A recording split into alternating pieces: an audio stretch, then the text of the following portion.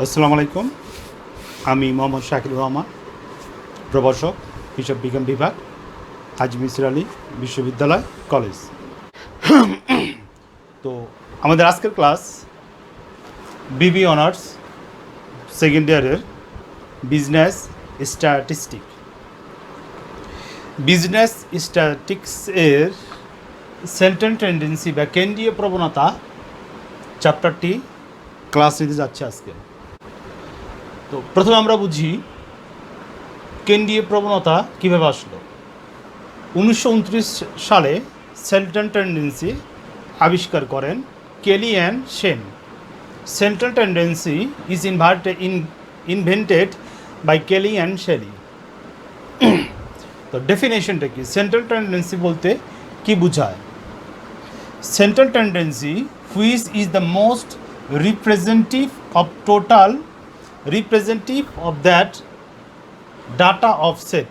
কেন্দ্রীয় প্রবণতা হচ্ছে যে মানটাকে ঘিরে সবগুলো মান একত্রিত হয়েছে, তাকে বলা হয় কেন্দ্রীয় প্রবণতা। অথবা আমরা বলতে পারি a measure of central tendency is a typical value around which other figures congregate. কেন্দ্রীয় প্রবণতা হলো এমন একটি প্রতিনিধিত্বকারী মান যার চারদিকে অন্য অন্য মান একত্রে বা জড়ো থাকে, অর্থাৎ যার চারদিকে অন্য অন্য মান বা একত্র জড়ো থাকে। তো এখন আমরা আমাদের পরবর্তী কোশ্চেন আমরা চলে যেতেছি।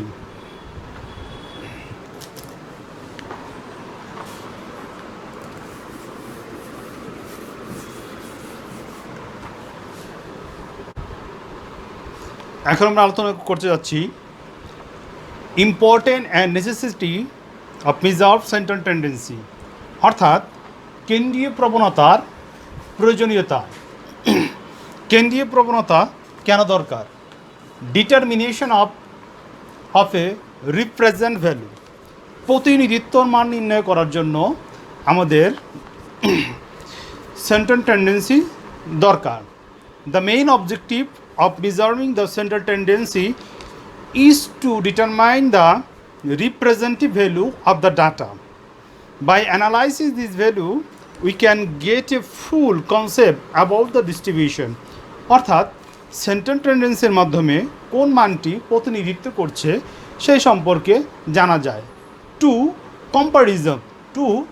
কম্পারিজম তুলনা। Measure of central tendency enable comparison to be made between two or more data set.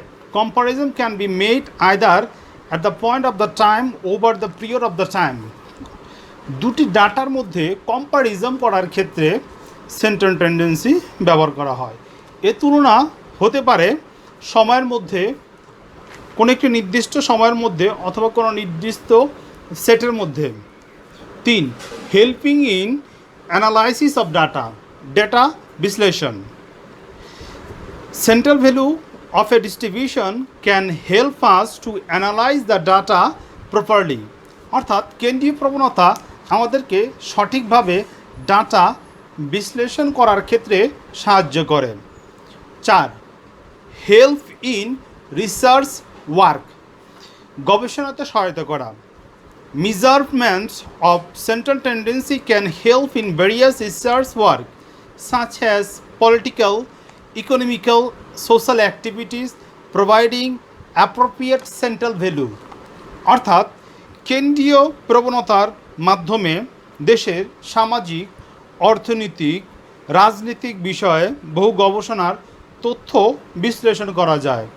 গবেষণার জন্য তথ্য বিশ্লেষণের মাধ্যমে কেন্দ্রীয় প্রবণতা খুবই গুরুত্বপূর্ণ ভূমিকা পালন করে। 5. Helps in taking decision in business and commerce.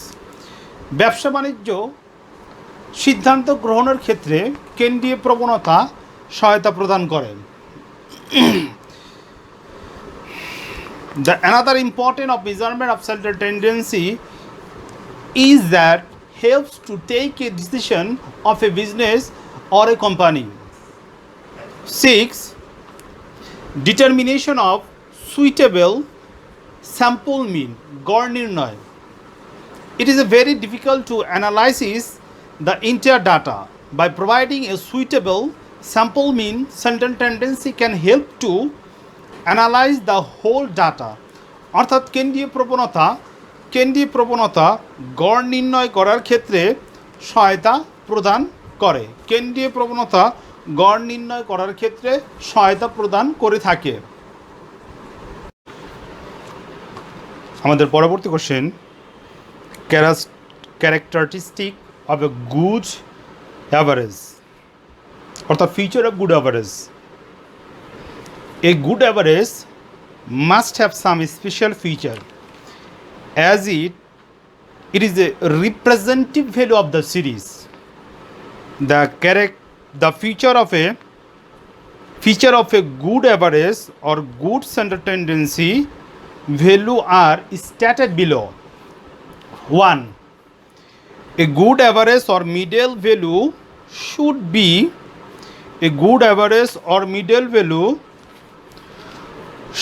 be is understandable.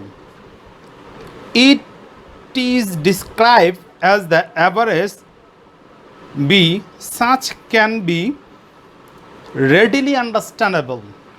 অর্থাৎ একটা ভালো গড় খুব সহজে সকলের নিকট বোধগম্য। 2. It should be not only easy to understand but also simple to compute. এটা সহজেই কি করা যায়, গণনা করা যায়। 3. All observation must be considered in computation a good average. Thus it should be based on all observation. অর্থাৎ একটি ভালো গড় বা কেন্দ্রীয় গড় জ্যামিতিক কাজে ব্যবহার করার অর্থাৎ সকল তথ্যের উপর ভিত্তি করে হওয়া উচিত। 4. It should be comparable of further algebraical treatment. এটি জ্যামিতিক গড় ব্যবহার করার জন্য উপযোগী। 5. It should be rigidly defined. এটা সুস্পষ্টভাবে সংজ্ঞায়িত করা যায়। 6. It should be sampling stability. এটা অবশ্যই নমুনাযোগ্য হয়ে থাকে। এখন আমরা আলোচনা করব measure of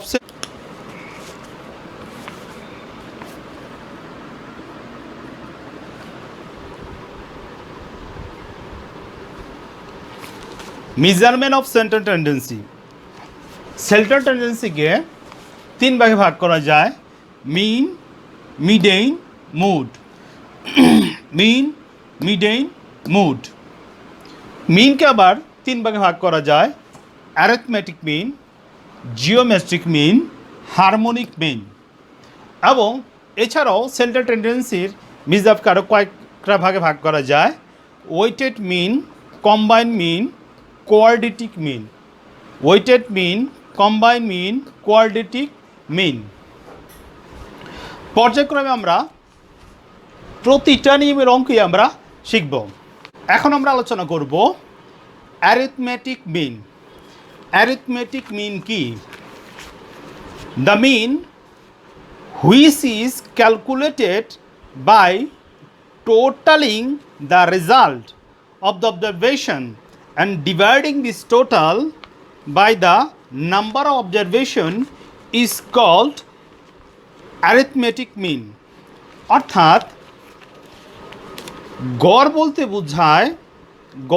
বোঝায় হুইচ ইজ ক্যালকুলেট, যা নাকি গণনা করা হয়, by total the result of observation, অর্থাৎ কোনো একটি গণসংখ্যা নিবেশনের সকল উপাদানগুলো যোগ করে, and dividing the total number of the observation, এবং যে কয়টা সংখ্যা আছে সেটাতে ভাগ করে যে গড় পাওয়া যায় তাকে বলে arithmetic mean.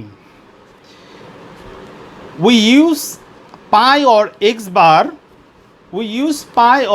bar to express arithmetic mean. অর্থাৎ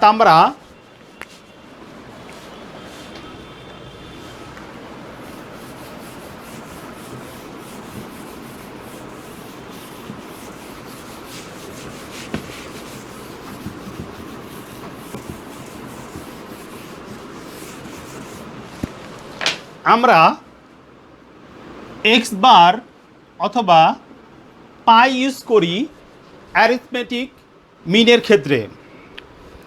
এখন আমরা করব অ্যারিথমেটিক মিন কি।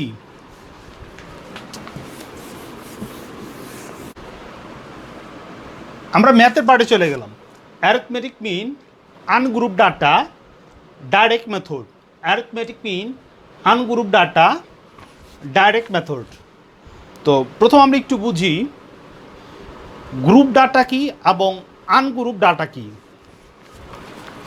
যেমন 4, 5,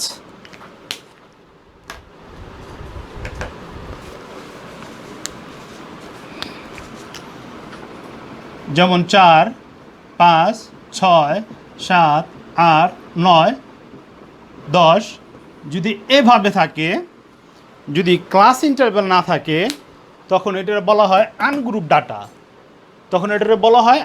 ডাটা। যদি ক্লাস ইন্টারভ্যাল দেওয়া থাকে তখন সেটাকে বলে গ্রুপ ডাটা। যেমন 10 থেকে 20, এখানে ফ্রিকুয়েন্সি 2 এরকম যদি থাকে, ক্লাস ইন্টারভ্যাল 10 থেকে 20, 20 থেকে 40, 10 থেকে 20, 20 থেকে 30, 30 থেকে 40, 40 থেকে 50, 8, 7, 11 যদি এরকম ক্লাস ইন্টারভ্যাল থাকে এবং ফ্রিকোয়েন্সি থাকে তখন সেটার বলা হয় কি গ্রুপ ডাটা।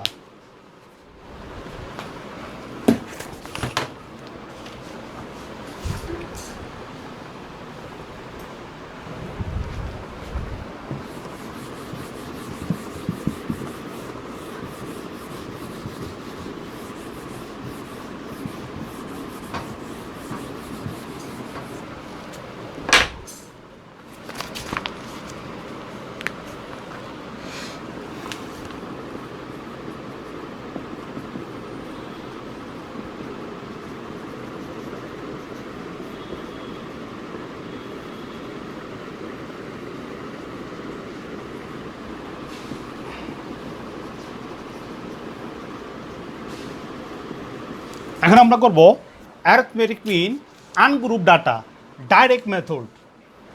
তো ডাইরেক্ট মেথডের সূত্র হইল গিয়া সামেশন এক্স সমান সমান এক্স বার সমান সমান summation X divided by N. Hair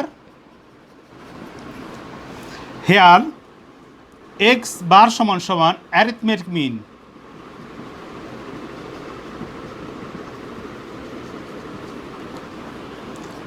summation X সমান সমান sum of the variance.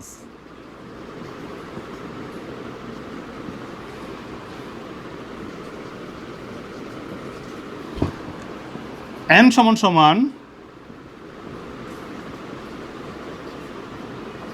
Number of variable অথবা অবজারভেশন। ডাইরেক্ট মেথডের ক্ষেত্রে সূত্রটা হইল এক্স বার সমান সমান summation X divided by N.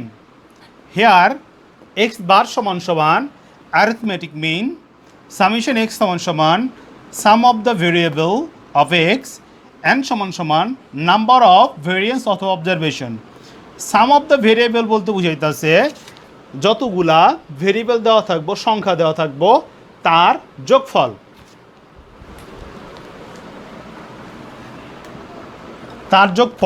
মনে এখন আমরা অ্যারিথমেটিক মিনের একটা অঙ্ক করতে যাচ্ছি। তো অঙ্কটা ফার্স্ট আমি একটু পড়ি।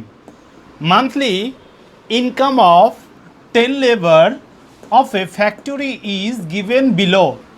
অর্থাৎ একটা ফ্যাক্টরির 10 জন শ্রমিকের মজুরি দেওয়া আছে। কত দেওয়া আছে আমরা একটু পড়ি। 1487, 1493, 1502, 1446, 1475, 1492, 1572, 1516, 1467, 1449 এটা দেওয়া আছে। এখানে বের করতে বলছে রিকোয়ারমেন্টে বলছে calculate arithmetic mean.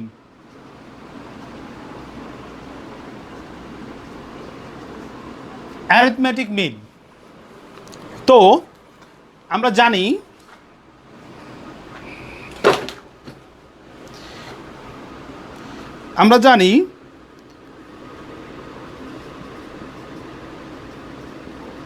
we know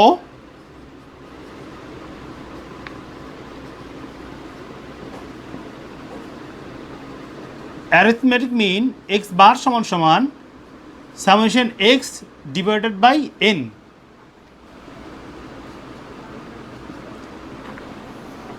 here summation x সমান সমান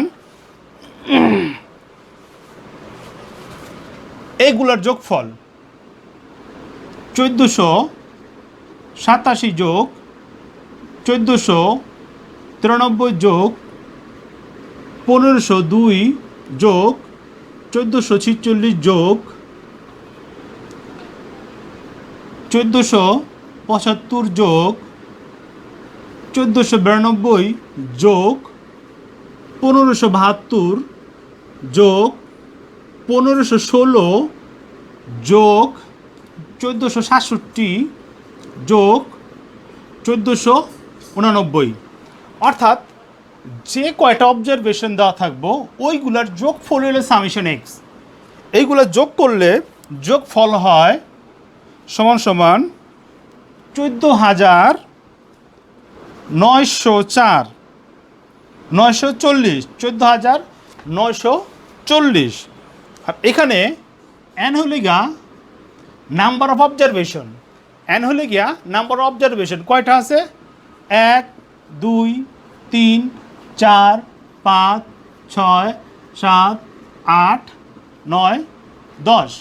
অথবা এখানে কোশ্চেনে বলে দিছে 10 লেবার, অর্থাৎ এন সমান সমান 10, এন সমান সমান 10।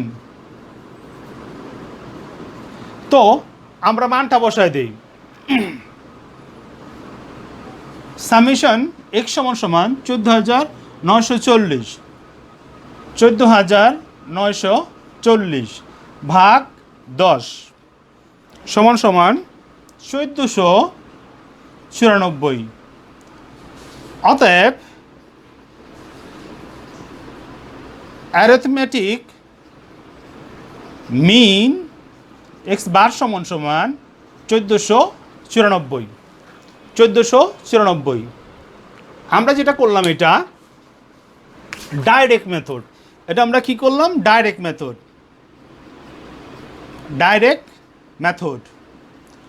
Ungroup data.